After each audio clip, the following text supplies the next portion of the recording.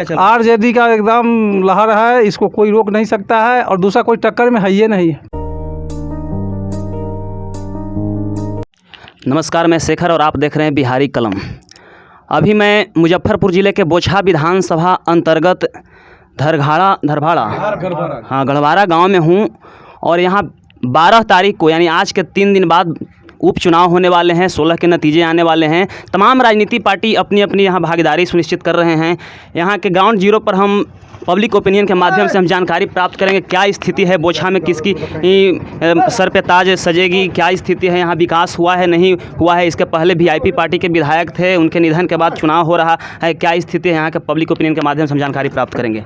आपका नाम क्या हुआ सर? शशि श्याम सिंह। अच्छा, आपका घर यहीं हुआ? हाँ, यहीं हुआ। अच्छा, यहाँ 12 तारीख के चुनाव होने वाले हैं, क्या स्थिति है बोचहा में? स्थिति तो यहाँ स्पष्ट लग रहा है राजद का। अच्छा, राजद का। हाँ। क्यों, आखिर कारण क्या है? कारण है कि बेबी कुमारी को तो लोग यहाँ जो है सो कांग्रेस के ज़माने से ही वोट देता आ रहा था। वो निर्दलीय लड़े तब भी उनको वोट मिला, लेकिन जीतने के बाद उनका एक टीम बना जिसके माध्यम से ही वो काम करते हैं, उसी टीम को वो जानते हैं। बाकी आम लोगों से तो आज तक वोट मांगने भी नहीं आए, हम लोगों से तो वोट मांगने नहीं आए हैं आज तक, तो वोट उनको क्यों दें? हम लोग किसी पार्टी से जुड़े हुए नहीं हैं, इसलिए हम लोग स्वतंत्र हैं। जो मान सम्मान देगा उसको हम वोट करेंगे, यही हम लोगों का कहना है। इसके पहले जो विधायक थे जिनका निधन हो गया था, वीआईपी पार्टी से थे, जो राजग गठबंधन से था, नीतीश कुमार जी के साथ थे, भाजपा साथ में थे, जीतन राम मांझी साथ में थे, मुकेश सहनी जी साथ में, वो विधायक जिनका निधन हुआ, का विकास किए थे इस क्षेत्र में? उनको विकास करने का समय नहीं मिला, क्योंकि कुछ दिन तो शपथ ग्रहण इस सब में चला गया। उसमें हालांकि मिले थे, उसमें भी आके लोगों से मिले थे, लेकिन थोड़ा बीमार होने के कारण जो है सो ज़्यादातर हॉस्पिटल के चक्कर में ही रह गए और अंत में निधन भी उनका हॉस्पिटल में ही हुआ। अच्छा, इस मैदान में बोचहा विधानसभा क्षेत्र के उपचुनाव में बहुत सारे उम्मीदवार मैदान में है, लगभग 12-13 उम्मीदवार मैदान में है। कांटे की टक्कर किसके किस में है ज़्यादा? राजद का किसी से टक्करे नहीं है, वो सब पीछे है। अच्छा, नीतीश जी के बारे में आपका क्या विचार है? नीतीश जी का 15 साल राज किए, 2 साल फिर बीत गया, 17वां साल चल रहा है, क्या स्थिति है उनका? नीतीश जी का जो स्वर्णिम काल कहिएगा तो वो पहला जो उनका 5 साल का कार्यकाल था वो स्वर्णिम काल था। उसके बाद 5 साल जो बीता वो मिला जुला के ठीक था, लेकिन उसके बाद तीसरा कार्यकाल और ई कार्यकाल जो है, इसमें तो आम आदमी को जीना मुश्किल हो गया है। कानून व्यवस्था का हालत देखिए रहे हैं, आज भी जो है सो एक मर्डर हो गया है आपको जो है सो अथी में झपहा में, ये 1 सप्ताह में तीसरा मर्डर है उस जगह। आपका नाम क्या हुआ सर? अमरेश कुमार। अच्छा, अमरेश जी बताइए क्या स्थिति है बोचहा विधानसभा में? आरजेडी यहाँ से जीतेगी। आरजेडी। अच्छा, तो मतलब यहाँ भाजपा से हैं बेबी कुमारी जी हैं, आरजेडी से पासवान जी हैं और एक वीआईपी पार्टी से डॉक्टर गीता कुमारी। तो इसके पहले वीआईपी पार्टी से उम्मीदवार थे, विधायक थे, उनके निधन के बाद चुनाव हो रहा है, तो मतलब भाजपा में क्या स्थिति है? भाजपा से क्या आप लोग का क्या ये है? भाजपा से यही है कि भाजपा सीमित करके 1-2 आदमी के बीच की पार्टी रह गई है। हर जगह आप यही देखेंगे कि वहाँ 1-2 आदमी जो चाहेंगे वही करेंगे, तो ऐसी नहीं चलती है। हर आदमी का अपना मत का अलग महत्व है। आपके क्षेत्र में मूल जो असुविधाएं हैं, क्या चीज़ का जरूरत ज़्यादा है? हमारे यहाँ ना स्वास्थ्य का सुविधा बढ़िया है, ना शिक्षा का सुविधा बढ़िया है। हमारे यहाँ स्वास्थ्य हॉस्पिटल है, यहाँ न एक डॉक्टर आता है, न सांसद देखने वाले हैं, न विधायक देखने वाले हैं। आपका नाम क्या हुआ भैया? गौरव जी बताइए क्या स्थिति है यहाँ? स्थिति वो राजद है। राजद। हाँ। अच्छा, आप युवा हैं और बिहार में नीतीश जी का सरकार है, युवाओं के लिए कहा गया था कि हमारी सरकार बनेगी तो 19 लाख रोजगार दिया जाएगा, उस पर क्या आप लोग का विचार है? कुछ नहीं मिला। शिक्षा स्वास्थ्य पर क्या आपका नज़रिया है? सारा यहाँ का स्थिति तो एकदम रद्दी है। आपका क्या हुआ चाचा नाम? शेर बहादुर सिंह। अच्छा, बताइए क्या स्थिति है यहाँ बोचहा विधानसभा में? यहाँ तो राजद जीत रहा है, बहुत वोट से जीत रहा है। अच्छा, टक्कर में कोई नहीं। युवा है, कुछ करेगा, हम लोग युवा हैं इसलिए उसको मदद करेंगे। अच्छा, मदद कर रहे हैं। नीतीश जी से क्या समस्या है? नीतीश जी का पहला कार्यकाल अच्छा चला, उसके बाद उनका भी कार्यकाल अच्छा नहीं चला। विकास, शिक्षा, स्वास्थ्य सब चौपट है। आपके क्षेत्र में मूल समस्या क्या है? जो अभी तक 15 साल से बिहार में नीतीश कुमार जी रहे हैं और बोलते हैं कि हम विकास की गंगा बहा रहे हैं, हम सुशासन बाबू हैं, क्या मतलब? कुछ नहीं, वो सब जो है तो ढकोसला है, वो सब पेपर पर होता है, ज़मीन पर कुछ नहीं होता है। यहाँ शिक्षा, स्वास्थ्य, सड़क सबका वही दुर्गति है। जी जी। यही है। तो यहाँ स्पेशली मतलब आरजेडी का चल आरजेडी का एकदम लहर है, इसको कोई रोक नहीं सकता है, और दूसरा कोई टक्कर में है ही नहीं, अच्छा, कोई टक्कर में नहीं। आपका नाम क्या हुआ? अच्छा अच्छा, आपका नाम क्या हुआ? मेरा नाम इंद्रजीत कुमार अच्छा, हुआ, क्या इंद्रजीत, पंचायत क्या समिति स्थिति है यहाँ?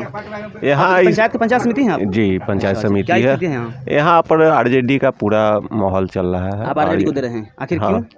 क्योंकि हम ये दूसरा टर्म मेरा पंचायत समिति का है, और जो प्रशासन तंत्र जो है वो ये बिल्कुल बेकाबू हो गया है।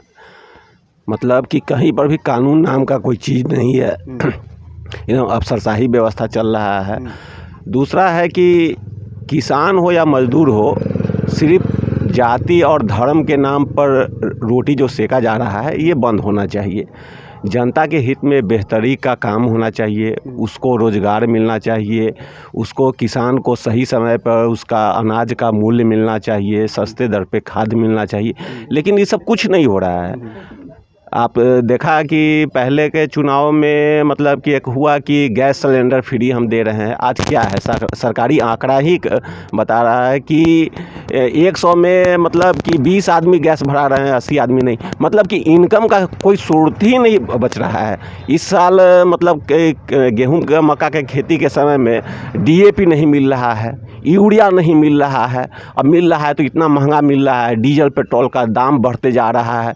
किसान और मजदूर का सारे लोगों का रोजगार छीन रहा है, तबाह हो रहे हैं। उसके बावजूद भी क्यों हम बीजेपी हो चाहे उसके उम्मीदवार हो क्यों सपोर्ट करें? नहीं तो यहाँ पर किसान का स्थिति सुधर रहा है और नहीं मजदूर का स्थिति सुधर रहा है। अच्छा, एक चीज़ बताइए। और हम पंचायत समिति हैं, और पंचायत समिति रहते हुए कह रहे हैं कि इस तरह सब सरसाही है कि तरह तरह का कानून बदलता है। कल होता है कि पावर होता है DPRO को दिया जाता है सरकार के द्वारा कि वो BDO का पावर छीन के उनको दिया जाता है। 2 मिनट में फिर आता है रिपोर्ट कि इनका पावर छीन के फिर BDO को दिया जा रहा है। ये प्रतिनिधि अभी 4-5 महीने हो गए चुनाव का, लेकिन अभी तक सही मायने में पंचायत समिति हो, मुखिया हो, किन्हीं लोगों का कार्य अभी धरातल पर चालू नहीं हुआ है। तो पूरा जी, एक चीज़ आपने ओपिनियन पोल के माध्यम से आपने बताया कि नीतीश कुमार जी सुशासन बाबू थे, अब कुशासन का रूप धर लिए हैं, ठीक है? तो आपने आरजेडी का समर्थन कर रहा है, लेकिन एक दौर था जब आरजेडी को जंगल राज का नाम दिया जाता था, उस पर क्या विचार है आपका? फिर उसी ये आप आरजेडी को समर्थन कर रहे हैं? देखिए, अब वो कहावत है कि मेरे पिताजी के पास में, बाबा के पास में हाथी था, अभी मेरे पास हाथी नहीं है। तो हाथी की राजनीति हम नहीं ना कर सकते हैं, जो अभी परिस्थिति जो है उसकी राजनीति कर सकते हैं। लालू जी के रिजिम में क्या हुआ करता है, पंचायत के कोई किसी भी मुद्दा को लेकर ब्लॉक जाते थे। 15 साल पहले की हम अनुभव कर रहे हैं। 15 साल पहले जब हम ब्लॉक जाते थे, उस समय BDO था, चाहे थाना प्रभारी था, तो ये इस बात को गंभीरता से सुनता था कि जो व्यक्ति आया है वो किस कैटेगरी का है, इसका समाज में क्या बैठा है, और उस हिसाब से वो एक्शन लेता था।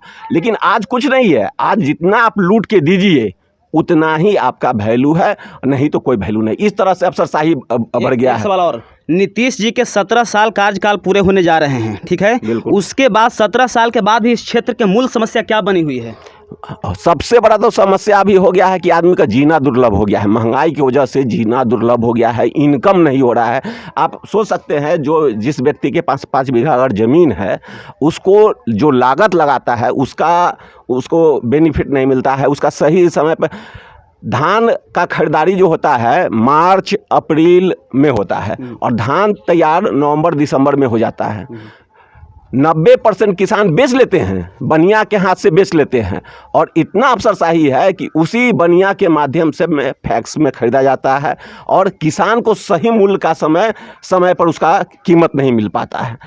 तो किसान हर तरह से बर्बाद हो रहा है। मजदूर है वो बर्बाद हो रहा है, तो हर लोग बर्बाद हो रहे हैं। मान लीजिए मेरे पास इनकम नहीं है, इनकम नहीं हो रहा है, तो हम अपने बच्चा को पढ़ाएंगे कहाँ? स्वास्थ्य का व्यवस्था पूरा लॉकडाउन चला है, पूरा लॉकडाउन 2 साल से चला है, लेकिन स्वास्थ्य के प्रति क्या व्यवस्था हुआ है आप देख लीजिए।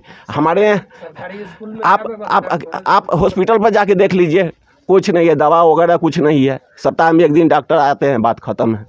मतलब पूरा कागजी सिस्टम हावी हो गया है, अफसरशाही हावी हो गया है, और जीने के लिए किसान हो या मजदूर हो, उनका स्थिति बद से बदतर हो गया है। इनपुट के नाम पर 2,000 रुपया, 4,000 रुपया, उसमें भी पहले 1,000 रुपया दीजिए घूस, 2,000 रुपया घूस दीजिए तब आपको मिलेगा। अभी भी बोछा प्रखंड में कैसे काफ़ी संख्या में किसान हैं जिनको इनपुट का लाभ नहीं मिला। आज से 15 साल पहले किसान को 6 महीना पे, 5 महीना पे KCC का इंश्योरेंस होता था और उनको अगर फसल बर्बाद हो जाता था तो इंश्योरेंस का पैसा मिलता था, लेकिन वो सारा चीज़ बंद हो गया। और पूरे लॉकडाउन में सरकार का जो दावा था कि हम सूद नहीं लेंगे, ब्याज नहीं लेंगे, कोई माफ़ कहीं पर भी नहीं हुआ। सारे लोगों का ब्याज जो है जोड़ के उसको डबल कर दिया गया। तो किसान बैंक में लोग दौड़ रहा है, किसान और मजदूर का पूरा स्थिति चौपट होते जा रहा है। लोग गैस भर पैसा इनकम ही नहीं है तो कहाँ से होगा। अब एक नया कानून, हम पंचायत समिति हुए हैं, हमको ब्लॉक से खबर आया था कि अब नरेगा के तहत जहाँ पे 19 मजदूर से ज़्यादा काम करेंगे उनका 2 बार निशान लगेगा। सरकार 2 बार 11 बजे के करीब में, एक 4 बजे के करीब में निशान लगेगा। वो मजदूर एक किसान के खेत में जब काम करने जाता है तो उसका मजदूरी का दर है 300 रुपया, 400 रुपया, और सरकारी दर है 192 रुपया के करीब में। ये बताइए 192 रुपया के में आपको सुबह 9 बजे से लेकर 4 बजे तक काम करेगा आदमी। रसोइया को देख लीजिए, उसको 40 रुपया, 50 रुपया मजदूरी मिलता है स्कूल में जो खिचड़ी बनाने का काम करते हैं। तो उस पूरा सिस्टम जो है पूरा एकदम बर्बाद होते जा रहा है। सिर्फ एक ही नाम पे राजनीति चल रहा है, वो हो राम के नाम पर, चाहे मुस्लिम के नाम पर, कभी पाकिस्तान के नाम पर। तो कितना दिन लोग सहेगा। बहुत बहुत धन्यवाद सर।